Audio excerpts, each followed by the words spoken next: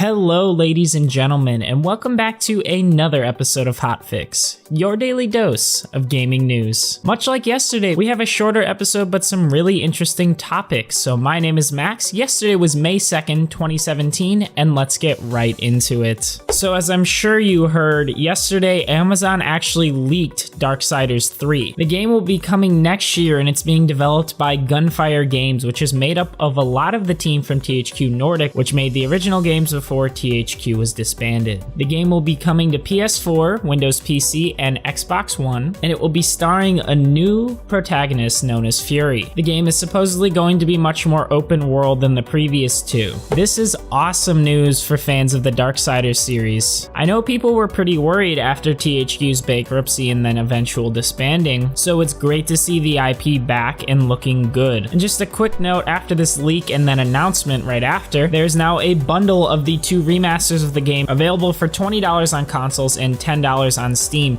So if you haven't played those games yet, you may want to jump on that bundle now. So you may remember back when the Switch was still coming out, there were a lot of rumors of a Mario and Rabbids kind of blend game. Well, that rumor is back in a report that seems pretty legit. If the report is to be believed, it's going to be called Mario plus Rabbids Kingdom Battle, and it's supposed to be a turn-based RPG. Ubisoft is making it, and it's supposed to be running on the same engine as The Division and South Park 2, called the Snowdrop engine. It will supposedly have 4 characters, Mario, Yoshi, Peach, and Luigi, and then 4 Rabbids characters dressed up as those 4 characters. Now again, this is a report and nothing official has been said yet, however this would be a very interesting turn of events. I know the Rabbids series is actually somewhat popular even though I don't care for it much myself, and I have to imagine some market research was done before developing this game, so there may be something cool in here, we'll have to see, even though I haven't had a lot of faith in Ubisoft lately. Only time will tell. So if you were playing Overwatch late last night, you may have noticed that the Uprising event just shut down before it was supposed to. Well, Blizzard did that by accident, so they are now extending the event. The event is now going till 8 p.m. Eastern time today, so you may want to jump on that if there's still some loot you're trying to get. So speedrunners are really liking Yooka-Laylee, much more than critics it seems, and Playtonic is releasing an update to cater to that. An upcoming update will allow you to skip through dialogue faster, skip through cutscenes, as well as reduce some gibberish voices. It's also going to improve the game's camera, as well as include other elements of design polish. They said it, not me. Very, very cool. I always love seeing people taking a game and doing ridiculous things with it. Like, for example, people beating Dark Souls with those bongo drums from that Donkey Kong bongo game on the GameCube. Dedicated communities are the best. A longtime writer at Valve who worked on Portal, the 2 Half-Life 2 episodes, as well as other games, has left. According to gamesindustry.biz, he wants to change things up after shipping a bunch of great games and some amazing hardware. It's important to note that this is now the 3rd writer to leave Valve in recent times. Maybe our worries of them not working on any more single-player games are actually true. Now, Gabe Newell has come out and said that they are working on single-player games, but maybe they won't be super story-focused. I don't know, but these writers aren't leaving for no reason. They're probably not allowed to say much, which makes sense. But if it really is the end of Valve's single-player games, that truly is the end of an era, and I'm going to miss them. Like many people, Portal 2 is one of my favorite games of all time. I replay that game yearly. And lastly, for today's news, the Video Game Museum actually added its first text adventure games to the collection. These games are courtesy of a donation by game designer Scott Adams. Scott Adams started the company Adventure International after creating text adventure Adventureland in 1978. Some of the games being donated are Adventureland, Pirate's Adventure, and one of the more famous ones, Zork. Very, very cool to see. It's great that the Video Game Museum is representing all types of games instead of just the more recent modern classics. Hell, Adventureland, like I said earlier, is from 1978. Can you imagine playing games from that long ago? Just yesterday I was playing the original Mega Man, which launched in 1987, and even then I was thinking, wow, this game is from that long ago and it's still fun as hell. The fact that developers were able to make games that fun back then means there is no excuse for games that come out today to suck. I'm joking, of course, but to an extent. Anyways, folks, that's about it for yesterday's news. I really hope this recap helped you, and I will see you guys tomorrow. This is Max signing off.